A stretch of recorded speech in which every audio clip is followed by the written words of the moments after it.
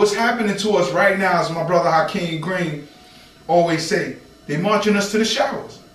Everything we going through right now is the same thing that happened to the Jews. I asked myself when I was a kid, if Hitler was such a bad man, how did he get in power? I can tell you that. I know it. That was a rhetorical question when I was a child. It's never rhetorical because you know what? It's the truth. Because I'm gonna just backtrack for 1 second. I'm gonna talk. Susie Orman, yes, she knows her stuff. Okay, there's many financial people that know their stuff. Now, Dr. Claude Anderson, he dropping knowledge on how to build wealth and things like that. Our problem with us, our people, this is a problem. So the solution would be stop taking the word of one messenger. You know, like we don't believe something until we hear from a white person. Like we have Dr. Claude Anderson, but we won't believe him unless it's co-signed by, say, Susie Orman. We got the or if you was on some, we got a few people. He had to be on some channel singing with somebody or shucking and jiving with some celebrity. Some white I mean, because that's the extreme with the shucking and jiving part. I'm just, on a basic level. If Dr. Claude Anderson said, hey, you know what? If you take $5 a week and put it in a mutual fund, and when it compounds interest over time, it'll grow to, let's say, 500,000 after 20 years. If she say it, we'll believe it. But if he said, we gonna go do the math, pull out the scientific calculator. I'm not even sure about him because we don't. The sisters made us not trust ourselves. Yeah. And they'll continuously do it because, as you'll see in anything that we do see or hear or read, is everything against us. So it already made our mind of, I'm not going to trust this black bank. Like, how many black banks do you know right now?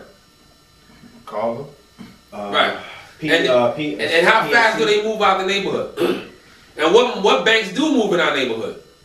And of course, the elderly can't be walking 10 and 20 blocks. So they go to the bank, they're going to bank the convenience. Yeah, I know. You know what I mean? The media, the real estate conglomerate moves in. Chase everywhere. Which got their money through the slave trade. And Bank of America, that's been there since. But let's back up to back up to how Hitler got in power. We talk about that. I mean, I know I've read on it. I tried to present, this information to people. When you present the truth, sometimes people look at you crazy, like you're the alien. I say, hey, Hitler was financed by Prescott Bush, which is George Sr., that's his grandfather.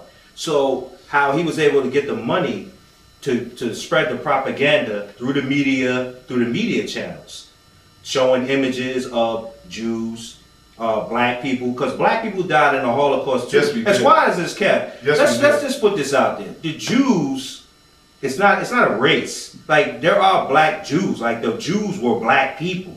But because they band together under that umbrella of Jews, we thinking that it as a religion. And they subscribe to colorism. And they subscribe to colorism, because they passed the paper bag test that, we all joke about, that they could pass for white. So them being Jews, and they were killing their own. They weren't killing their own. They was killing us. But if you believe that you are the European, you a white man, and you're not me, you're going to subscribe to the colorism.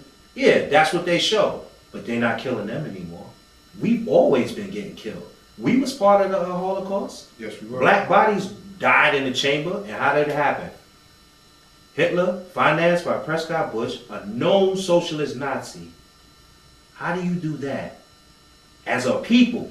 And we get caught up in the electoral process of we thinking we voting in presidents.